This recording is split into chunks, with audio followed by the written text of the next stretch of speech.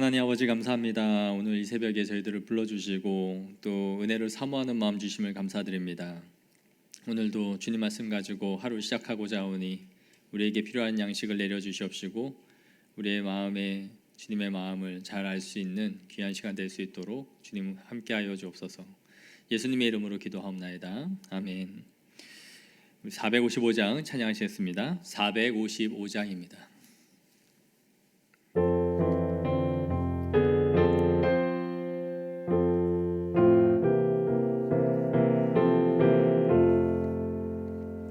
주님의 마음을 본받는 자 그 맘에 평강이 찾아옴은 험악한 세상을 이길 힘이 하늘로부터 임함이로다. 주님의 마음 본받아 살면서 그 거룩하심 나도 이루리.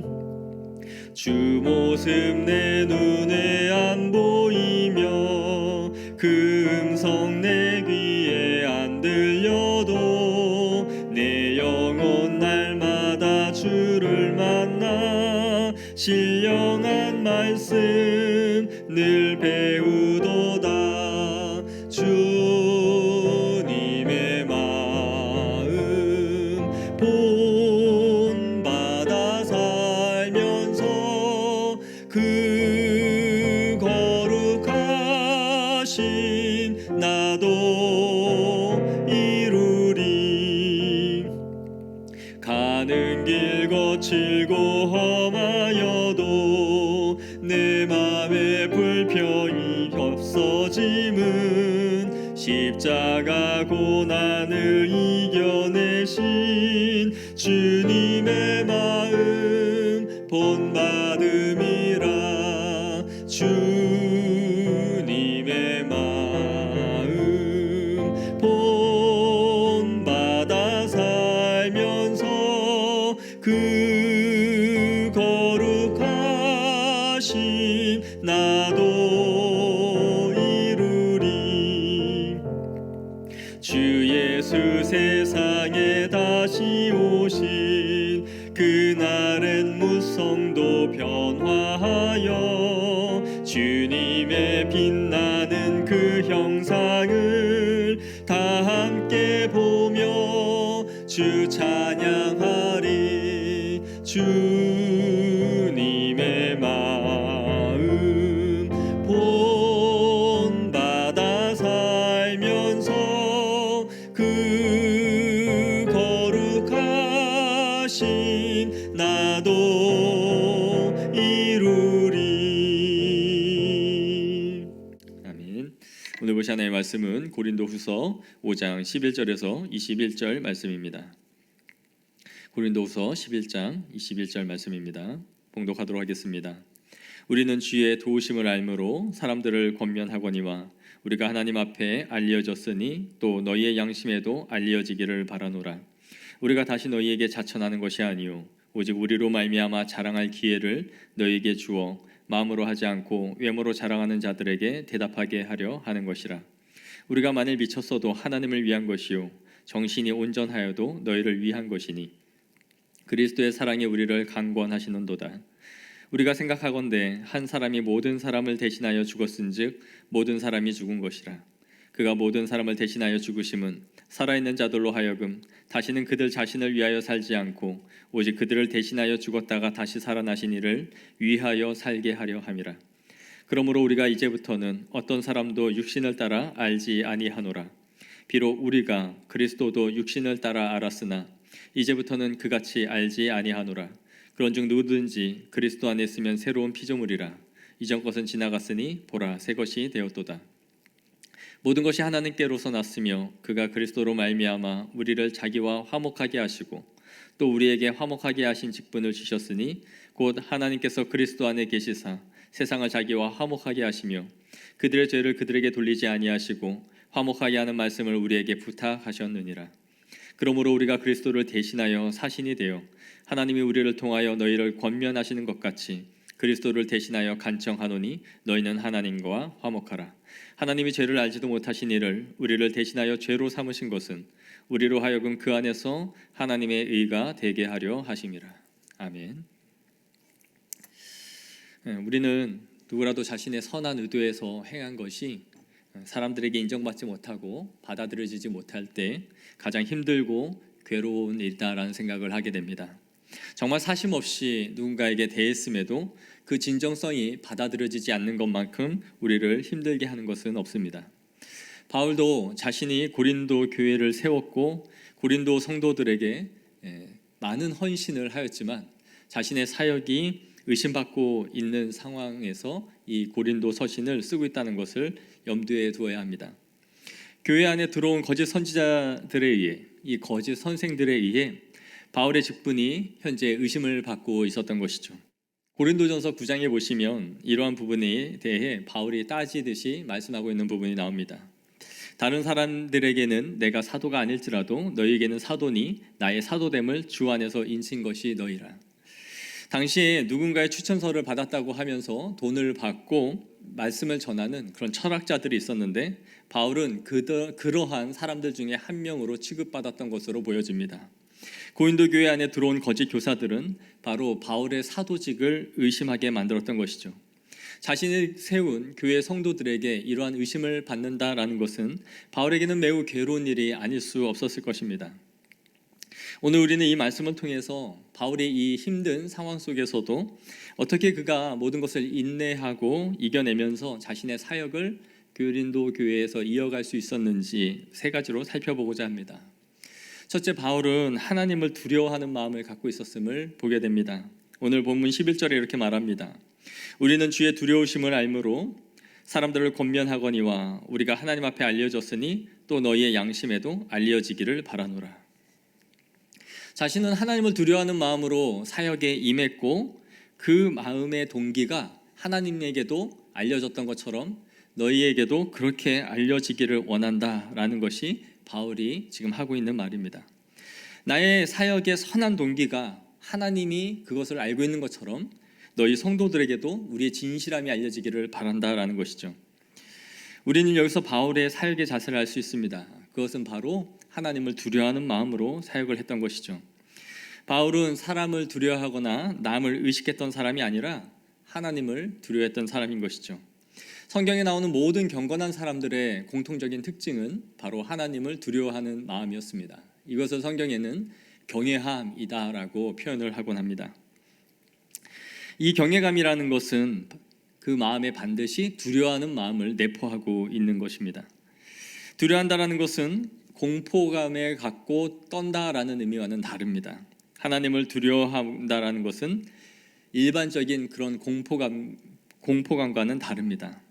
공포감은 누군가로부터 위협을 받거나 무력으로 나의 생명에 위협을 받을 때 느끼는 감정이라면, 이 경외감이라는 것은 높고 존엄하고 숭엄한 대상을 만났을 때 마음에서 우러나오는 두려움입니다. 오늘날은 대통령이나 고위 관직에 있는 사람 누구라도 두려워하지 않는 그런 시대를 살아가고 있지만, 자신이 정말 존경하거나 일생에 한번 볼까 말까 하는 사람을 만났을 때에 우리는 어떤 마음을 갖게 될까요?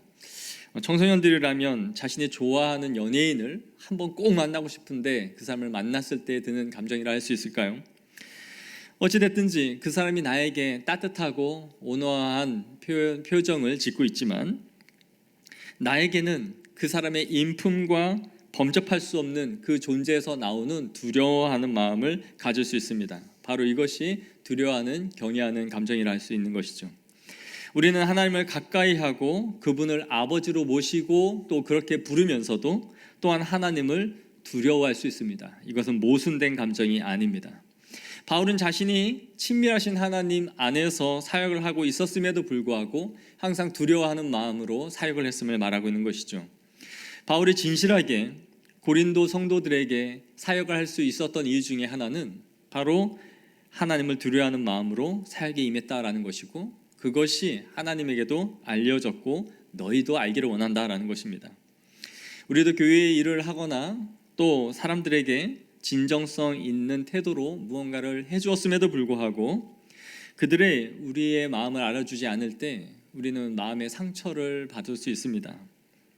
하지만 하나님 앞에 두려워하는 마음으로 그 일을 감당했다면 하나님이 주시는 위로와 평안함이 있을 줄로 믿습니다.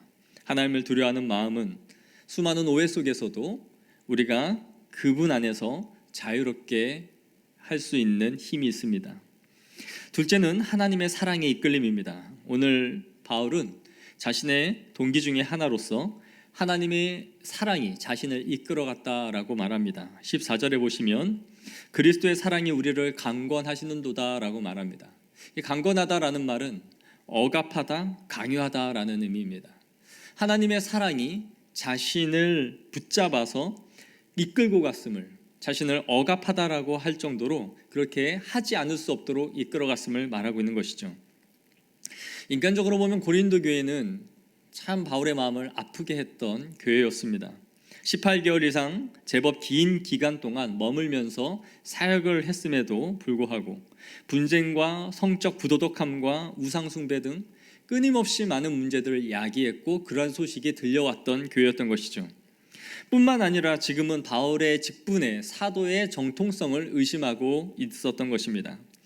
이 정도가 된다면 그들에 대해 미워하는 마음도 생길 수 있었을 것입니다. 그럼에도 바울은 그들에 대한 애정과 사랑이 식지 않고 계속해서 그리스도의 사랑이 자신을 강권하여 가고 있음을 말하고 있는 것이죠. 심지어 바울은 이렇게 말합니다. 13절에 우리가 만일 미쳤어도 하나님을 위한 것이요 정신이 온전하여도 너희를 위한 것이니. 이러한 표현은 아마도 고린도 교회 성도들이 바울을 향해 했던 비난이 아니었을까 하는 생각을 하게 됩니다. 바울이 정말 미쳤구나. 네가 단단히 미쳤어. 그러나 바울은 이것을 부정하지 않습니다. 너희가 나를 보고 미쳤다고 말하는데 그래, 내가 미쳤다 할지라도 하나님께 미친 것이요 또 정신이 온전하여도 너희를 위하여 온전한 것이다 라고 말하는 것이죠. 우리도 누군가를 사랑한다라는 것은 참으로 어려운 일이다라는 생각을 하게 됩니다. 그러나 주님의 사랑이 우리를 강권할 때에만이 누군가를 진정으로 사랑할 수 있다라는 것을 알게 됩니다. 하나님의 사랑이 자신을 강권할 때만이 사랑할 수 없는 존재를 사랑할 수 있는 것이죠. 그러므로 오늘 우리는 또 기도할 때에 혹시 우리 주변에 우리 자신을 계속해서 힘들게 하는 누군가가 있다면 주님의 사랑이 나를 강권하여 달라고 그렇게 구할 수 있는 시간이 되기를 원합니다. 마지막으로 바울은 끝까지 사역을 감당할 수 있었던 비결 중에 하나로서 새 생명을 얻은 하나님의 자녀로서의 삶의 목적을 분명히 인식하고 있었다는 것을 보게 해줍니다. 15절에 그가 모든 사람을 대신하여 죽으심은 살아있는 자들로 하여금 다시는 그들 자신을 위하여 살지 않고 오직 그들을 대신하여 죽었다가 다시 살아나신 이를 위하여 살게 하려 함이라 라고 말씀합니다. 다메섹 도상에서 하나님을 만나 변화된 바울은 자신의 인생의 목적이 어디에 있었는지를 분명하게 인식하게 됩니다. 자신을 회방자요, 핍박자로 살아가던 그러한 인생에서 하나님은 그를 만나 주셨고 예수님을 전하는 자로 살아가게 했던 것이죠. 그러므로 바울은 이 사명을 끊임없이 인식하고 걸어갔던 것입니다. 오늘 우리의 삶 속에서 믿음을 흔들 만한 상황들이 우리의 삶 가운데 많이 일어날 수 있습니다. 교회를 섬기면서 자신의 진정성 있는 태도가 누군가에게 의심받을 수 있고 또 직장 생활을 하면서도 가정 생활을 하면서도 이러한 일은 있을 수 있습니다. 그러나 이런 상황 속에서도 하나님을 두려워함으로 또 그 사랑의 이끌림으로 또 새 생명을 얻은 자로서의 삶의 목적을 잃지 않고 믿음으로 걸어가는 성도들이 되어지기를 원합니다. 우리 다 같이 기도하겠습니다. 기도할 때에 제목은 하나님을 경외하는 마음으로 우리가 매사에 임할 수 있게 해달라고 그렇게 구하기를 원합니다. 또한 하나님의 존전 앞에서 행하게 하여 주시고 하나님이 나를 하나님의 사랑이 강권하여 주셔서 사랑할 수 없는 사람도 사랑할 수 있는 그런 믿음을 달라고 구하기를 원합니다. 또 마지막으로 주님이 처음 하나님을 믿었을 때 주셨던 그 사명과 하나님이 나에게 주신 인생의 목적을 바르게 알아서 사명을 잃지 않고 이 세상에서 사명을 감당하며 살아갈 수 있는 성도가 되게 해달라고 다 같이 기도하겠습니다. 아버지 하나님, 우리 인생 속에서 하나님을 끊임없이 쫓고 살아가기에는 수없이 많은 공격과 나의 믿음의 부족함을 보게 됩니다. 바울이 그토록 눈물로 기도하며 세운 고린도 교회였지만 바울을 계속해서 모함하고 바울의 진정성을 의심하며 바울의 모든 사역을 꺾고자 하는, 그의 의지를 꺾고자 하는 수없이 많은 도전들이 있었습니다. 그럼에도 불구하고 바울이 계속해서 하나님을 두려워하는 마음으로 임했던 것처럼 우리가 우리의 진정성이 받아들여지지 않는 상황 속에서도 하나님을 경외하고 두려워하는 마음으로 임하게 하옵소서. 또한 때로는 하나님 나를 힘들게 하고 나를 괴롭게 하는 사람이 있다 할지라도 그리스도의 사랑이 나를 강권하시는도다 라고 말했던 바울의 고백처럼 하나님의 사랑이 나를 이끌어가게 하여 주셔서 사랑할 수 없는 사람도 사랑할 수 있는 주님의 은혜와 사랑을 공급하여 주시옵소서. 마지막으로 끊임없이 주님 주신 사명을 인식하며 걸어갈 수 있게 하옵소서. 우리의 삶의 무게 때문에 그런 것을 저버리는 것이 아니라 모든 인생의 도전 앞에서도 하나님을 신실하게 쫓아갈 수 있는 그런 믿음을 주시옵소서. 아버지 인도하여 주옵소서. 감사합니다.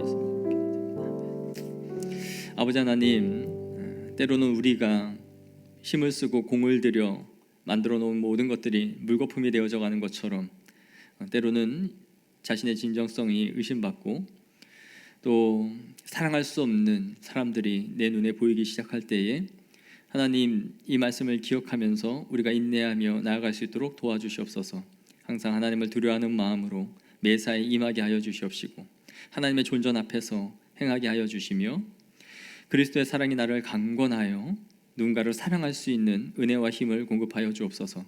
뿐만 아니라 고난 앞에서 나는 그럴 수밖에 없다라고 자신의 짐을 내려놓고 사명을 잃어버리는 사람들이 아니라 끊임없이 하나님이 주신 사명을 잊지 않고 처음 주님을 만났을 때에 주신 그 은혜와 사랑과 감격을 잊지 않는 성도들 될 수 있도록 오늘도 우리와 함께하여 주옵소서.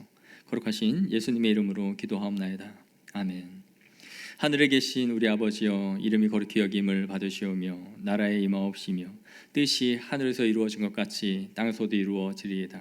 오늘날 우리에게 일용할 양식을 주옵시고 우리가 우리에게 죄진 자를 사하여 준 것 같이 우리의 죄를 사하여 주옵시고 우리를 시험에 들게 하지 마옵시며 다만 악에서 구하옵소서. 대개 나라와 권세와 영광이 아버지께 영원히 있사옵나이다. 아멘. 오늘 이 시간 기도할 제목은 교회를 위하여 기도할 때에 우리 다음 세대들을 위해서 기도해 주시기 바랍니다. 섬기고 있는 주일학교 부서들과 또 교사, 모든 교사들, 하나님 그들에게 은혜와 힘을 공급해 주시고 우리의 자녀들이 이 교회를 통하여 전인격적인 성장을 하게 하여 주옵소서. 그리하여 이곳에서 영적 화랑도들이 계속해서 나올 수 있도록 하나님 은혜를 달라고, 그래서 우리 교회를 통해 많은 선교사들과 목회자들과 정치인과 교사들과 공무원들, 수없이 많은 하나님의 사명을 감당할 사람들이 이곳에서 키워지게 해달라고 기도해 주시기 바랍니다. 또 우리 가정을 위하여 기도할 때에 우리 가정이 믿음 안에서 하나 되게 해달라고 기도해 주시고 또 환우들을 위하여 기도해 주시기 바랍니다.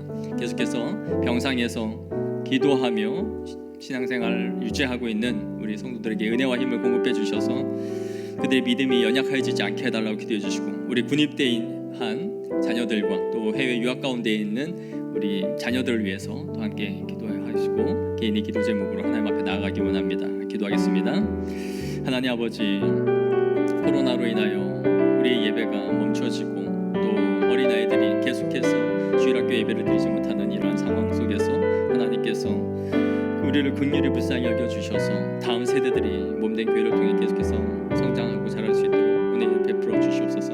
섬기고 있는 모든 교사들과 또 우리 교육자들과 학생들 한 사람 한 사람을 주님께 돌봐주시고 그들을 지켜 보호하여 주셔서 우리가 날마다 주님 앞에 나아가고 그들이 이곳에서 계속해서 성장할 수 있게 하시고 영적으로 깊이 뿌리를 내리고 하나님의 나라를 이루어갈 수 있는 주의 백성들이 계속해서 세워질 수 있도록 영적 화랑도들이 이곳에 많이 나올 수 있도록 도와주옵소서. 그리하여 나는 어둡고 강한 곳마다 빛과 소금이 되어져서 밝히고 세상을 아름답게 할 수 있는 사람들 세워질 수 있도록 도와주옵소서.